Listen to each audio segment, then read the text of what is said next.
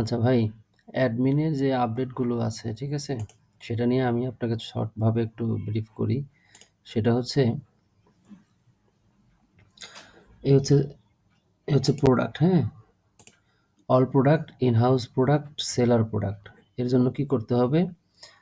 বলছে অ্যাডমিন প্রোডাক্টের অল প্রোডাক্টের লিস্টে মানে এখানে একটা এসকিউ কোড অ্যাড করে দিতে হবে যেটা আপনি করছিলেন এর আগে, হ্যাঁ?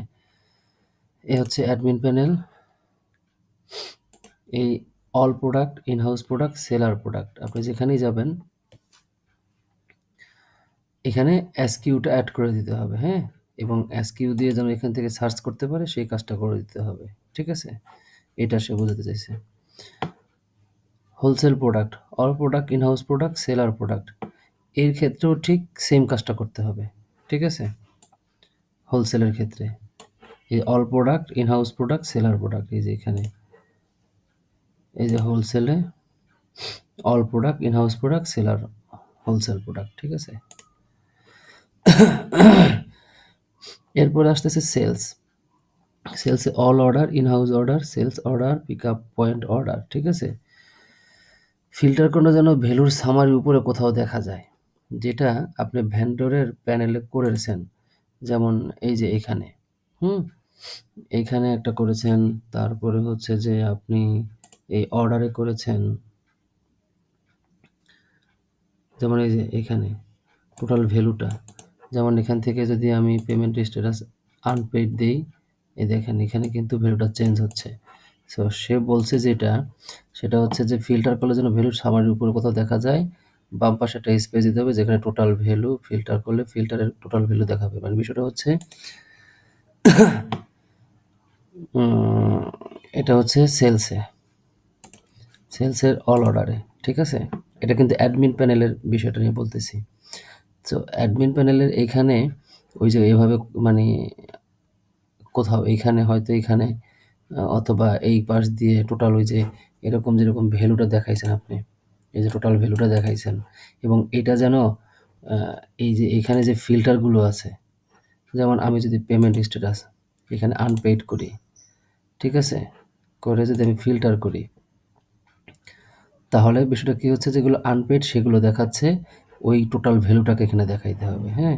সে এটাই বলছে সেলসের ক্ষেত্রে। All order, in house order, seller অর্ডারে ভিউ অপশন। এখানে ভিউ অপশনে গিয়ে ফুল ইনভয়েস মাস্টার অ্যাডমিনের জন্য এডিটেবল করে দিতে হবে যাতে মাস্টার অ্যাডমিন কাস্টমারের অর্ডার চেঞ্জ করতে পারে। তো এটা হচ্ছে যদি এই চান্সে পারেন তো করবেন, নাহলে এটা রাখেন, পরে করতে পারবেন। আগে ছোটগুলো শেষ করতে হবে। সেটা হচ্ছে যে আপনি বুঝছেন এই যে অল অর্ডার, যেমন এই যে এইটা, ঠিক আছে? আমি যদি ভিউতে যাই, আমি কিন্তু এখানে কোনো প্রোডাক্ট অ্যাড করতে পারতাছি না। ঠিক আছে? বা এই প্রোডাক্টটাকে ডিলিট করে নতুন একটা প্রোডাক্ট আমি অ্যাড করে দিব সেটা কিন্তু করতে পারতেছি না। ইনভয়েস এডিট যেটা, সে সেটাই বুঝাইছে আরকি এখানে, হ্যাঁ? তো এটা যদি একটু করতে সময় বেশি লাগে আপনি পরে করে নেন। এখানে সেলার বলছে সেলারের পে আউট, উপরে ফিল্টার অপশন যোগ করতে হবে। ঠিক আছে? Seller name, payment method, date range এই ৩ টা অপশনের আলাদা, আলাদা ঘর হবে ফিল্টার করার জন্য। ঠিক আছে? সে বলছে যেটা হচ্ছে সেলার পে আউটস, এখানে ফিল্টার অপশন যোগ করতে হবে। ঠিক আছে? সেই ফিল্টার অপশনটা কি, কি থাকবে?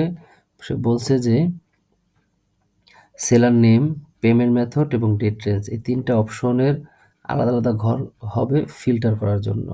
ঠিক আছে? তার মানে আ সেলার নেম, সে সেলারের নেম দিয়ে হচ্ছে যে এখানে সেলার নেমটা আনতে হবে। তারপরে আনতে হবে সেলারের পেমেন্ট মোড যেটা, ঠিক আছে? সেইটা দিয়ে সে ফিল্টার করবে। তারপরে হচ্ছে যে ডেট রেঞ্জ দিয়ে ফিল্টার করবে। ঠিক আছে? এবং ওই যে ফিল্টারটা আছে, ওই ফিল্টার ওইখানে যেহেতু অ্যামাউন্টটা আছে, টোটাল অ্যামাউন্টটাকে যোগ করে এই একটা জায়গায় দেখায় দিতে হবে ওই ফিল্টার অনুযায়ী। ঠিক আছে? এইটা সে বলছে। অ্যামাউন্ট লেখা এর উপরে সামারি এর ঘর রাখতে হবে যেখানে টোটাল টাকার ভ্যালু দেখা যাবে। আর ফিল্টার করলে ফিল্টারের ভ্যালু সামারি আসবে। ওই তো? এই যে টোটাল অ্যামাউন্টটা থাকবে, এখানে কত টাকা টোটালটা থাকবে। এখানে ফিল্টার করব যখন, তখন ওই ফিল্টার অনুযায়ী হচ্ছে যে অ্যামাউন্টগুলোকে শো করবে। আচ্ছা। এরপর হচ্ছে pay out request. Pay out রিকোয়েস্টে এই যে এইখানে এই অ্যাডমিন প্যানেলে সেলার যখন পে আউটের জন্য রিকোয়েস্ট করে, ঠিক আছে, সেলার এখানে যখন পে আউটের সেলার যখন একটা রিকোয়েস্ট পাঠায়, উইথড্র রিকোয়েস্ট, যেটা এই রেফারেলের মধ্যে হচ্ছে রেফারেল উইথড্র রিকোয়েস্ট,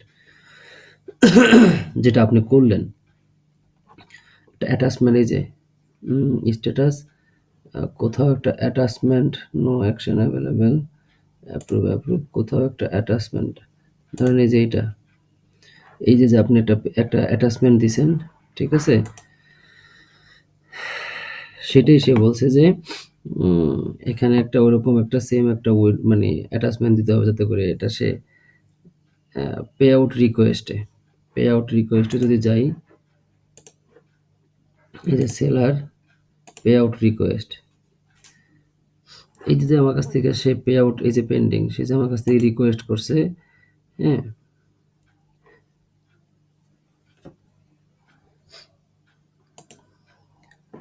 অ্যাটাচমেন্টটা তো যদিও অলরেডি আছে, আমি দেখতে পাচ্ছি, ঠিক আছে, তো যদি সেটা হয়ে থাকে তাহলে তো এটা হয়েই গেল। তো এটা বলছে একটা রিপোর্টের মধ্যে কমিশন হিস্ট্রি, আমি যদি রিপোর্টে যাই, রিপোর্ট কমিশন হিস্ট্রি, এই কমিশন হিস্ট্রিতেও ওই যে admin commission, seller earning commission, এটা কিন্তু আপনি অলরেডি এইখানে করছেন আপনি,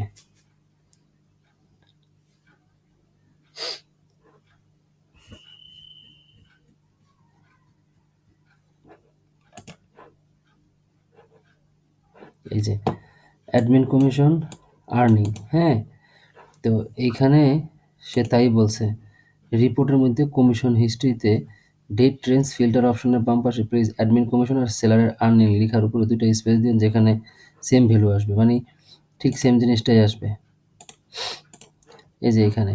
এবং এই ডেট রেঞ্জ দিয়ে যখন ফিল্টার করবে, যেমন আজকের 1 তারিখ, 1 তারিখ থেকে আমি মনে করেন 23 তারিখ পর্যন্ত বা 21 তারিখ পর্যন্ত, 1 তারিখ থেকে আমি হচ্ছে 21 তারিখ পর্যন্ত এই যে ফিল্টারটা করব, তখন যেন এই ভ্যালুটা চেঞ্জ হয়, ঠিক আছে, সে সেটা বলছে। আচ্ছা, আচ্ছা, রিপোর্টটা চলে গেল।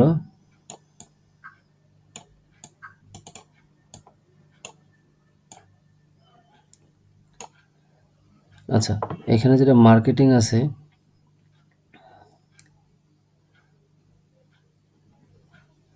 এই যে মার্কেটিং বলছে যে মার্কেটিংয়ে কুপন ইনফরমেশন, চাইলে কুপন ইনফরমেশনের যেভাবে আছে একই লাইনের ভিতরে number of customer, sales value, discount amount দিয়ে কুপন পারফরমেন্স দিতে হবে।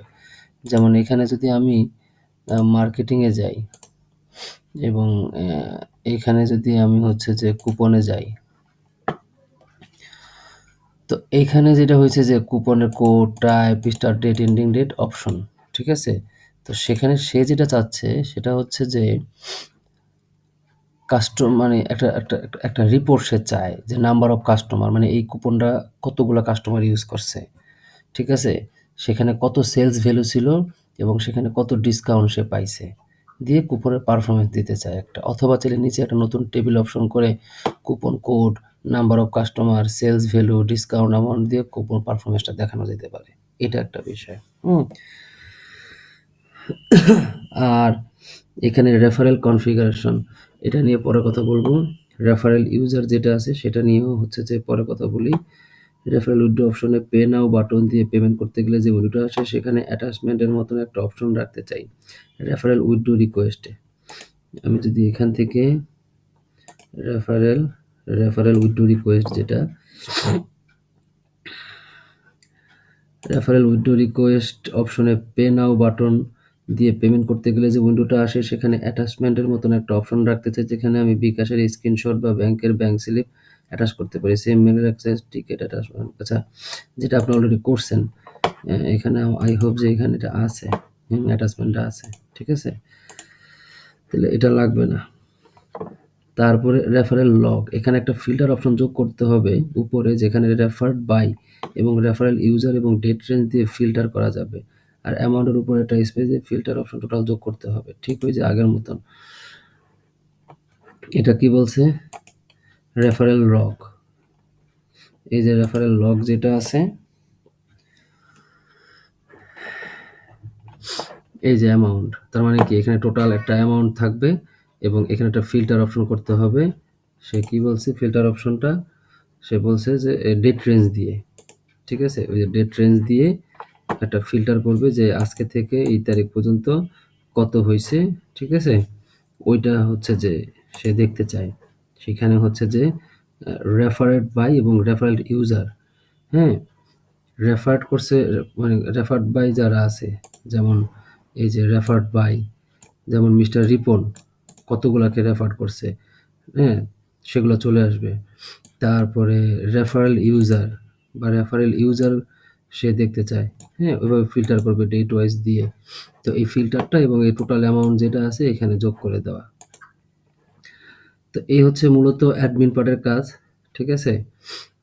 এখানে আমি এই একটা পার্ট বাকি রেখে দিলাম। আর আরেকটা হচ্ছে যে আর কিছু নাই। ওই একটা পার্টই শুধু আমি বাকি রাখছি, ওটা নিয়ে আমি আর আপনার পরে আলোচনা করে একটা আপডেটের ব্যবস্থা করব। তো যদি সম্ভব হয় যত মানে একটু দ্রুত যদি পারেন তাহলে এটা দিয়ে দিলে মানে ভালো হইতো আরকি।